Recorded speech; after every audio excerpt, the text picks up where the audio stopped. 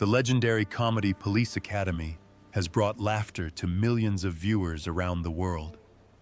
But behind those immortal roles are heartbreaking losses.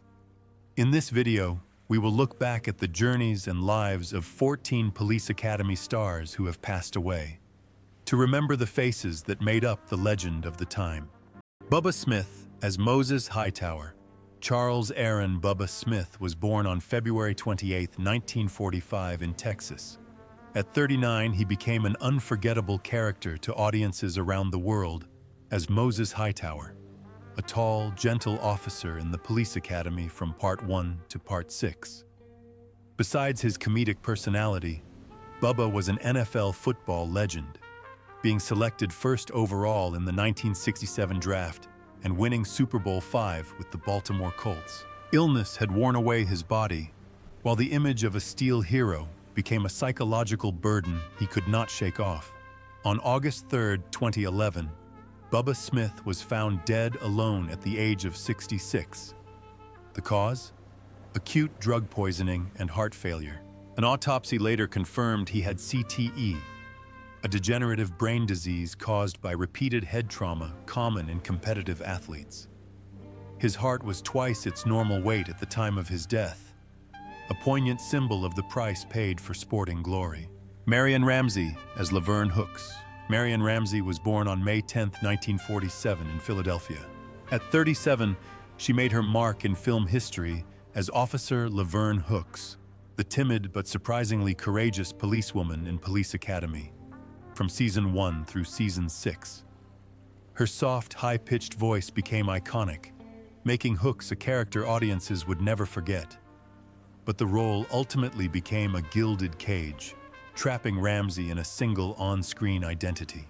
Too boxed in, Ramsey was rarely cast in other roles. Hollywood couldn't look beyond her squeaky voice in Police Academy, ignoring the fact that she was also a talented stage actress, performing on Broadway and touring nationally in Hello, Dolly. Her personal life mirrored her professional disappointment. After a failed marriage, Marion withdrew from relationships altogether. Childless and without any family, she lived alone in her home in Los Angeles. In her final years, Marion's health rapidly declined.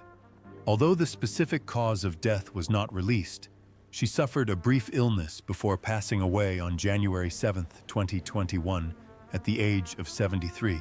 Close friend Nell Carter once revealed that Marion was a very private person, often hiding her pain behind a smile. Her estimated net worth at the time of her death was only about $500,000, a modest figure compared to the emotional impact she left on audiences. But the greatest tragedy was not material. It was being stuck in a role that was so successful that she never had the chance to truly see herself for who she was. George Gaines as Eric Lessard. George Gaines was born on May 16, 1917 in Helsinki, a Russian-born Dutch talent who served in the Royal Netherlands Navy during World War II. Before becoming a U.S. citizen, he was 67 when he captured the hearts of audiences around the world as Commander Eric Lessard, the bumbling but lovable commander of Police Academy throughout the 7 seasons. With his deep voice, innocent expressions, and humorous but meaningful antics, he became the soul of the series, an irreplaceable role. But behind his illustrious career and endearing personality was a life full of profound chapters.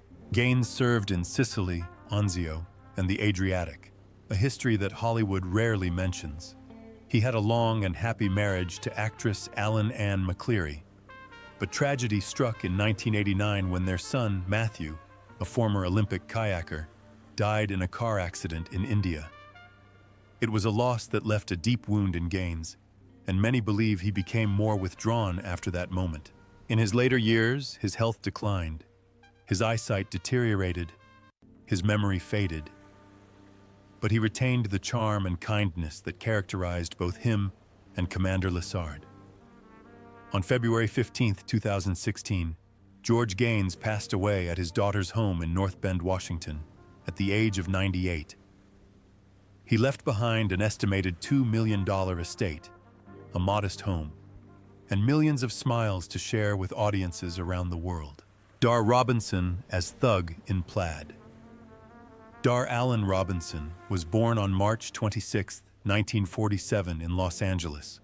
Growing up surrounded by trampolines, gymnastics mats, and a love of danger, at 37, he appeared in Police Academy in 1984 as a checkered-shirted thug, a small role that barely hinted at his immense legacy.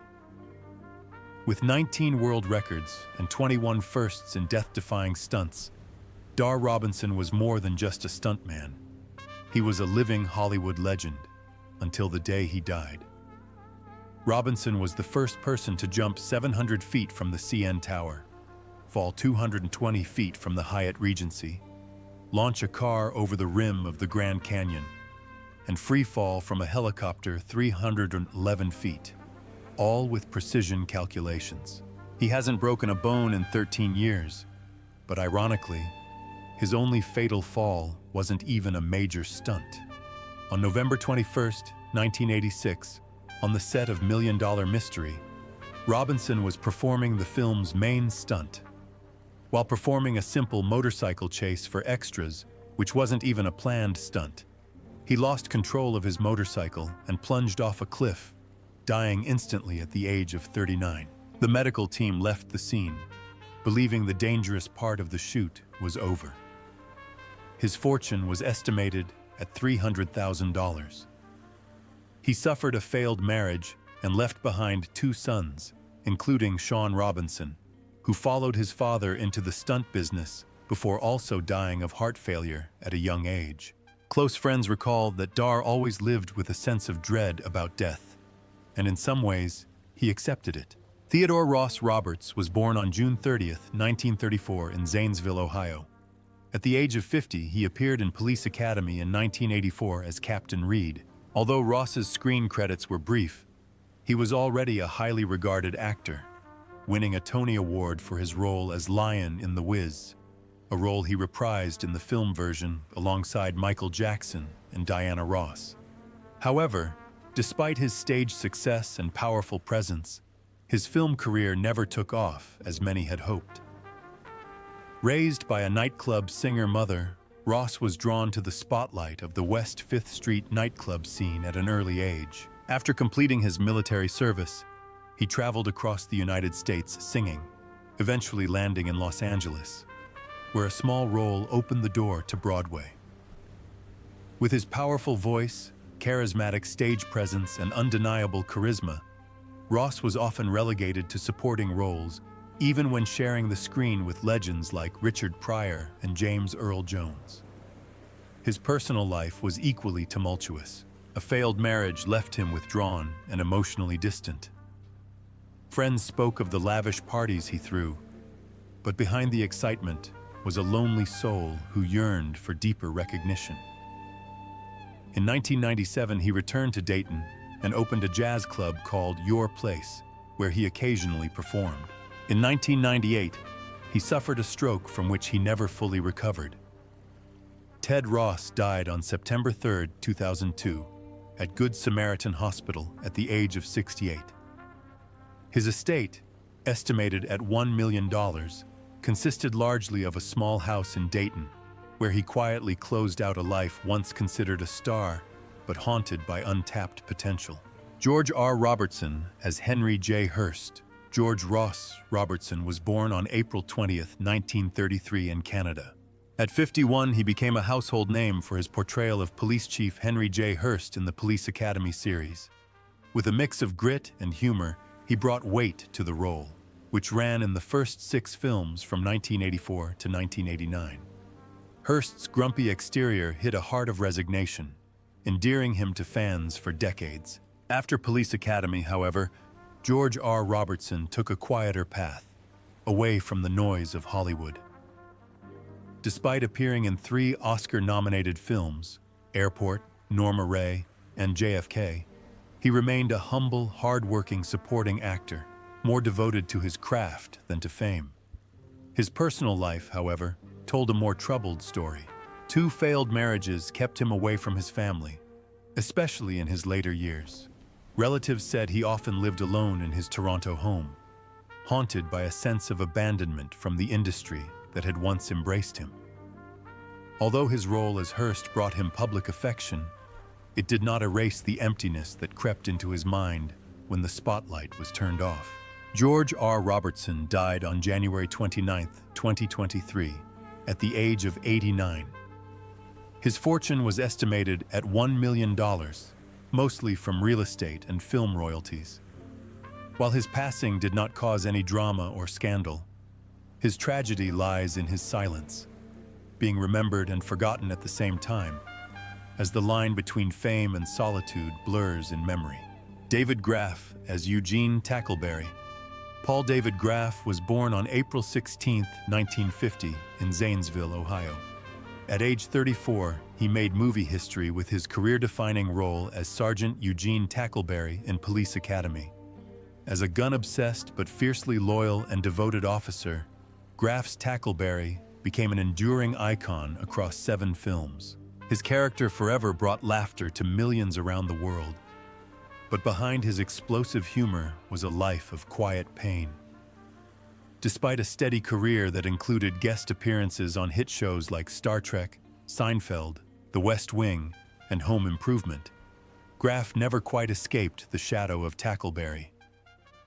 A familiar face on television, he struggled with a lingering sense of powerlessness, haunted by the belief that he would always be a supporting character, never a true star. Contrary to some misinformation, David Graff has only been married once, to actress Katharine Graff in 1983.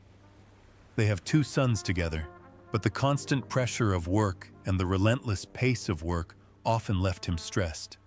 As an active representative of the Screen Actors Guild, SAG, he has fought tirelessly for the rights of his fellow actors, but he seems to have neglected his own health. On April 7, 2001, just 9 days before his 51st birthday, David Graff died suddenly of a heart attack while attending his brother-in-law's wedding in Phoenix, Arizona. He left behind a wife, children, friends, and fans in mourning. He was buried in Forest Rose Cemetery in Ohio, the hometown where his childhood theatrical dreams had been nurtured. Joyce Gordon as Mrs. Thompson.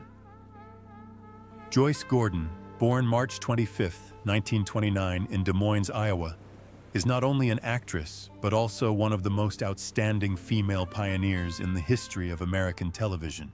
At age 49, she appeared as Mrs. Thompson in Police Academy, 1984, a small role that helped define the film's signature comedy.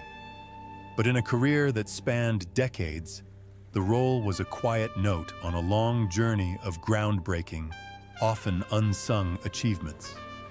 In the 1950s, Joyce Gordon became the first woman to narrate a live television commercial, an act that was almost unthinkable for a woman at the time. She was also the first female announcer at a nationally televised political convention, and the first woman to serve as president of the Screen Actors Guild, SAG, local chapter, leading the New York chapter since 1966. Far from being known as the Lady in the Glasses, her affectionate media nickname, Joyce became the familiar voice behind countless automated telephone recordings that millions of Americans hear every day. From the number you have dialed is not in service. Please dial first the area code. She was also the English-language voice for European film legends such as Claudia Cardinale and Jean Moreau, including in Once Upon a Time in the West. On the radio, she voiced Cherry in Mark Trail and Barbara Miller in My Son Jeep. Gentle yet enduring, she was an integral part of American audiovisual culture for decades. Joyce's private life was simple and thoughtful. She spent more than 50 years with actor Bernard Grant and raised 2 children, but her final years were spent quietly and somewhat forgotten. She died on February 28, 2020, at the age of 90, not in 2008, as some reports have erroneously reported, and left behind a massive cultural legacy, although her estimated net worth is only around $500,000. Despite all that she pioneered, contributed, and created, what is perhaps most upsetting is that the world only remembers her for her small role in Police Academy, Beth Amos as the little old lady, Hugh Wilson as angry driver. Hugh Hamilton Wilson Jr., born August 21, 1943 in Miami, Florida, was one of the most talented creators in television and film in the 1980s and 1990s. At age 41, he not only directed, but also appeared briefly on screen as angry driver in Police Academy, 1984, a comedy that became a worldwide hit and launched a long-running series. But that was only a small part of his remarkable journey. Wilson was the creator of the popular sitcom WKRP in Cincinnati, which received multiple Emmy nominations and a Humanitas Award. He also directed The First Wives Club, 1996, a landmark feminist comedy that grossed over $181 million worldwide and launched the careers of Bette Midler, Goldie Hawn, and Diane Keaton. Behind that success, however, was a complicated personal life. Although he married Charters Smith in 1979 and had 5 children, Wilson had gone through 2 previous divorces, partly due to the pressures of fame and relentless work. He once admitted that the spotlight had left him emotionally drained, that his career had overshadowed his personal life. A devout Catholic and later a visiting professor at the University of Virginia, he carried the silent burden of feeling he had missed out on so much precious family time.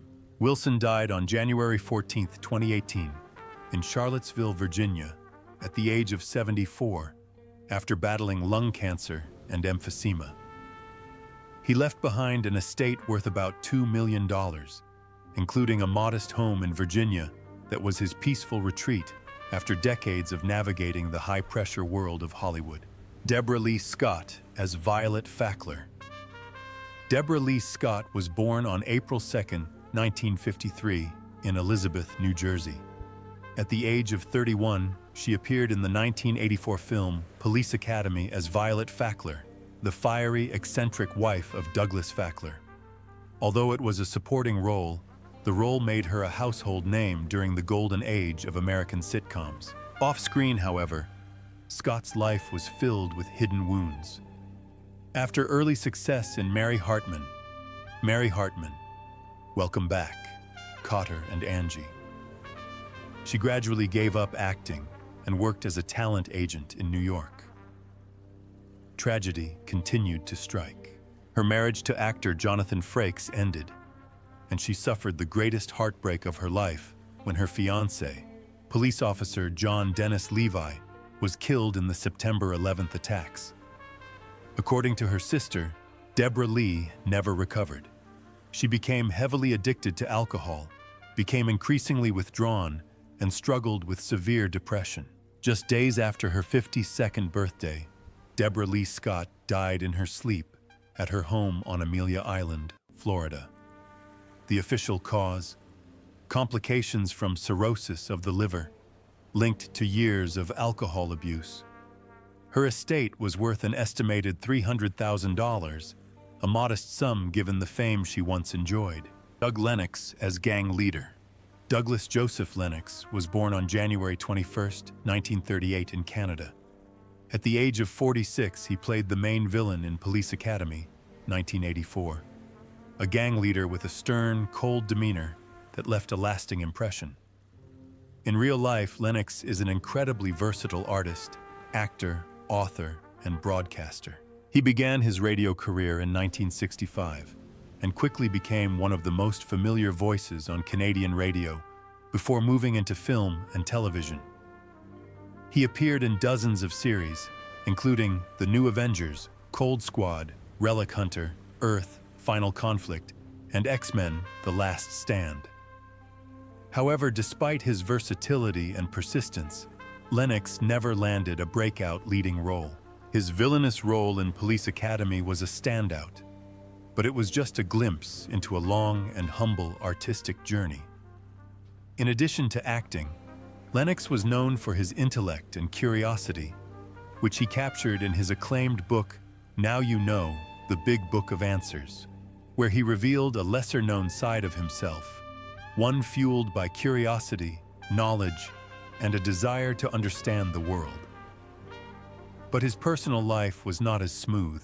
2 failed marriages left emotional scars. According to those close to him, Lennox struggled with bouts of depression, haunted by the feeling that Hollywood had abandoned him, that his talent and dedication had been reduced to a single remembered villain. Doug Lennox died in his sleep on November 28, 2015 in Toronto, at the age of 77. The cause was complications from pneumonia.